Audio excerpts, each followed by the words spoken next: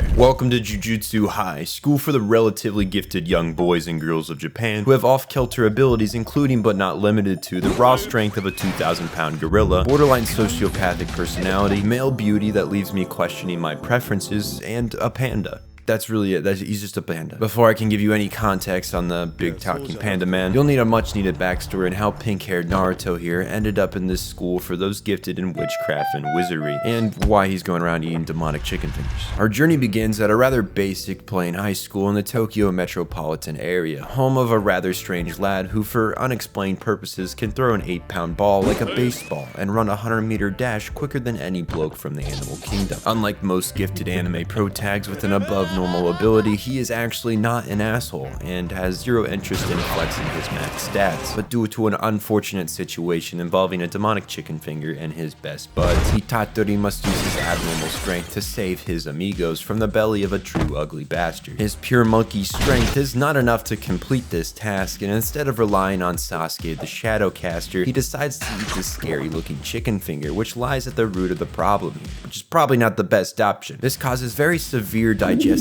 issues and several future health concerns, but none of that really matters at the moment as the demon whose chicken finger pink Naruto decided was a prime idea to eat has now possessed his body with a very manly voice. This matter is drawn out to seem very problematic, but it ends up being a-okay as Yuji has the mental fortitude of Yagami minus the extreme lack of morals. With Ugly Bastard being one-tapped by Pinkato and his intrusive thoughts, all is relatively under control here. Kagecaster Sasuke is a tad shaken by witnessing the finger get gobbled up by a goober in front of him. On the other hand, team leader Kakashi 2.0, who is, just seemingly arrived out of the air, is pretty chill with the most powerful demon living inside a stomach of a 16-year-old. After kidnapping him and taking him to an undisclosed location to explain the extent of his situation in very dramatic lighting, Itatori is offered a handout of certain execution by the high table of old Kages that oversee all this magic biz by Gojo, who really just wants to see him eat more of those gross chicken fingers, and of course then kill him. It's not really a win-win scenario either way you cut it, but it's better than nothing. Since option 2 is the only one that delays his certain execution, it's pretty clear which pro tag will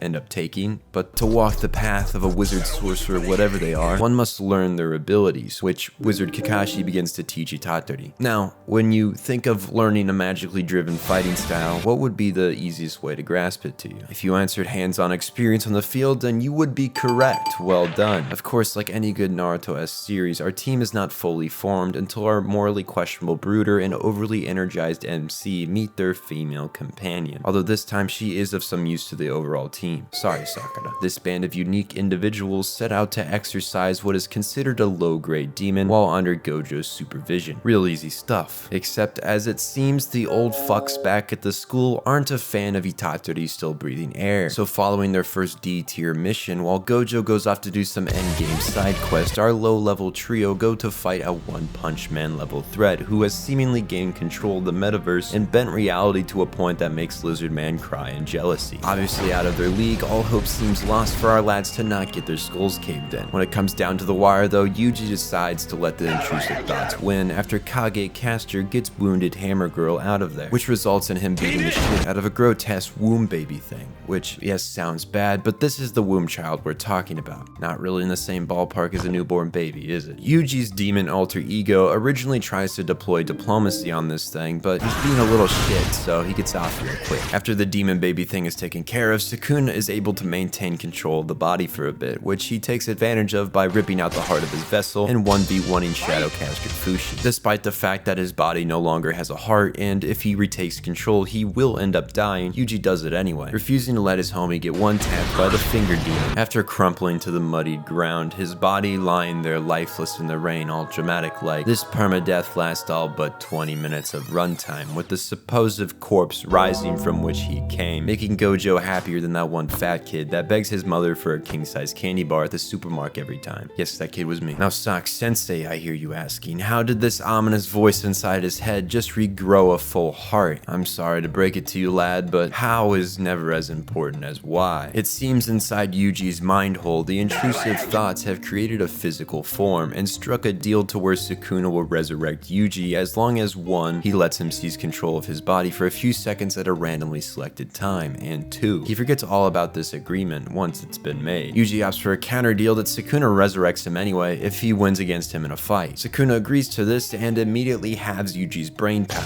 There you have it, kids, the resurrection. Gojo takes Death Cheater to a super secret location where Yuji can undergo intensive training. It teaches control or something, I don't know. While he's doing that, Kakashi 2.0 is jumped by high-level street gang thug money Mr. Volcano, who runs a little feisty according to his personality test. Their encounter quickly becomes a lore dump, and being a highly respectable character, Gojo teleports Yuji here so we don't have to listen to this be explained twice. Alright, so basically every sorcerer has this domain ability, right? It can be summarized as a personal inner reality where their abilities are the strongest, so when these boys really want to turn up the intensity, they'll perform a domain expansion, bringing forth their inner world where they rival God in power. Now, the only counter to a domain expansion is to hold more superhuman strength than your opposer, quite literally overpowering them with your sheer intensity like Mr. Handsome does here. This guy has the power of 8 main characters, making everyone around him look like an NPC, including Pink Naruto here. They even decided to start off season 2 of this show with Gojo taking the front seat, and did a hostile takeover on what was originally Yuji's story. That's pretty impressive. Let's reel this back, I'm getting ahead of myself. Gojo shows Mr. Volcano the true meaning of existentialism, leaving him on the tilt of his entire mind collapsing. But before Gojo can bury him 6 feet under, Mother Nature itself enters the battle, snatching Mr. Volcano's noggin and running for the hills. Unfazed by the realization that the cursed spirits are now teeming, the pair parts ways for a bit to go do their own thing. Meanwhile, at Jujutsu High, the school for the weird and abnormal, Sasuke and Sakura are privy to a character dump where every trope imaginable gets their own introduction. Weird manly JoJo guy? Check. Tsundere with a vendetta against a rival? We've got 2 of those actually. Shy reserved leader? Check. Quiet powerful lad? Check. The Kung Fu Panda himself seems to have snuck his way into this universe, but he is present. Yuji partners up with a long-time salaryman who has given up his mediocre benefits and 80-hour work weeks for a life of fighting cursed demon foe. In fact, he is so good at his job, he is only 1 grade below Gojo and the scale of badassery. Kento and Yuji investigate a potential loose cannon curse with sentience who is not too far off the unhinged levels of Joker and Kira. A random boy with not many friends gets roped into this predicament when he witnesses 2 little shits get melted into flesh beasts. For some reason, the lad reaches out to the unhinged demon man for reasons that you and I can only try to understand, because let's be real here, no matter how shitty you've been treated in life by others, I don't think approaching a man that just melted 2 guys into a vegetable state is the best course of action. Yuji and Salaryman discover that this kid has talked to Curse Man, so they attempt to make contact with him. After doing what every Naruto archetype character does best, which is befriend others and be an S-class empath, Yuji and him become bros. Meanwhile, in the sewers, Salaryman is going head-to-head with Insanity King. It seems quitting time has arrived mid-battle, and Kento enters overtime mode, every Salaryman's final, most desperate form. Minato is no match for this man's intensity to get home at a reasonable time and flees the scene. After a successful movie night with his new bro, Yuji heads out for the day. Minato takes advantage of this moment to send a curse to kill new friend's mother, and then shift the blame on some of the pricks at the kid's school, gives him a curse contract, and puts a veil over the school so he can go apeshit on the kids. Luckily, Yuji catches wind of this and arrives to the school just in time to perform some talk no jutsu on new friend. New friend begins to see full picture of the situation, but right at this realization, he's turned into a mush monster by Unhinged Man in a very sad and depressing scene that leads us to the birth of aggressive funk music. Yuji, in a fit of rage after being laughed at by his intrusive thoughts and the unhinged bastard in front of him, goes apeshit on Minato, putting him on the ropes. Salaryman arrives back on the clock to assist in this high-intensity fight, but just as Kento lands the killing blow, Unhinged Curse Man reaches the conditions for domain expansion. As Kento prepares for his unmistakable death, Yuji steps in last second, which activates their trump card that I forgot to mention to you. Earlier, Sukuna warned Mr. Unhinged if he puts him in his domain again, he will fuck him up. He does follow through on that. Minato admits defeat and dips once more like the little rat he is, and the duo is left to clean up the aftermath of what was a rather long day. Yuji reunites with Gojo and they set forth to Jujutsu High to do what they probably should have done weeks ago, which is to tell his other 2 teammates that he is in fact still alive. Gojo comes up with the funny idea they should prank them by surprising them with the fact that Yuji is not dead. As you can imagine, this does not go over well with these 2. Since Yuji is now both back and alive, he will be joining everyone in the Tokyo v Kyoto exchange event, where all the characters I mentioned earlier go head to head in a game-like setting to measure their strength and weapon skill. Let it be known while we shift into this event that Kyoto has the intention of killing Yuji, and as a bonus feature, the curses decided to invade the event as well. As the game begins, our first major battle is a face-off between pink-haired Naruto and wannabe JoJo man. Before attempting to kill Yuji though, JoJo Todo asks the most important question a man who is facing death can answer, and that is,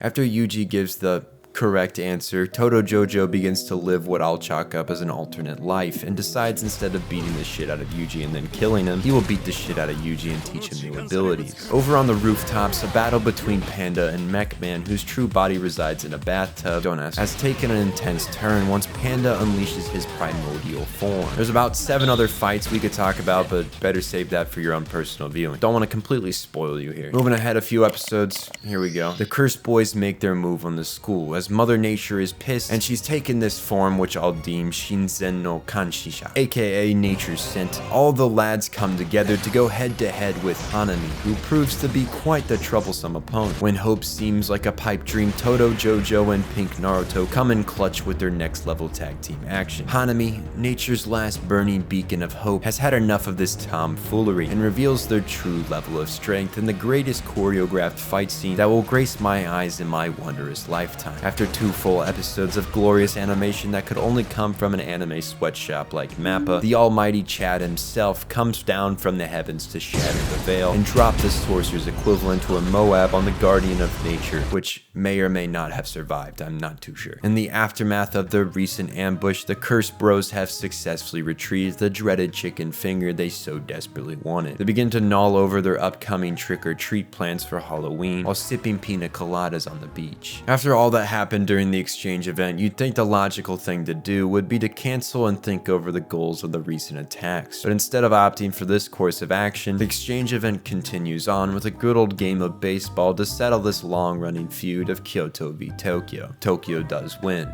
Go team. Following the festivities of this event, Team 7 version 2 is tasked with solving the mysterious disappearance of local high schoolers. Following the trail to the underbelly of a bridge, they once more find themselves squaring off against some cursed womb child things. Now these dudes, man, they can't stop getting uglier. These ugly bastards turn out to be twin brothers, and Pink Naruto and Hammer Time take them on while Shadowcaster takes on the curse of the bridge, who takes the form of the other womb child thing from earlier. Like clockwork, the trio takes 1, 2, 3 cursed womb thingies out, which marks the fiery end to the first season. The trio gets letters of rec for their Chunin exams, and an ominous event lies in wait for them, once more mirroring another plot line from the show about an orange jumpsuited ninja. Now I bet you $10 you're probably tired of hearing those jokes by now. Not to worry, we're done here. Check Patreon. Janet.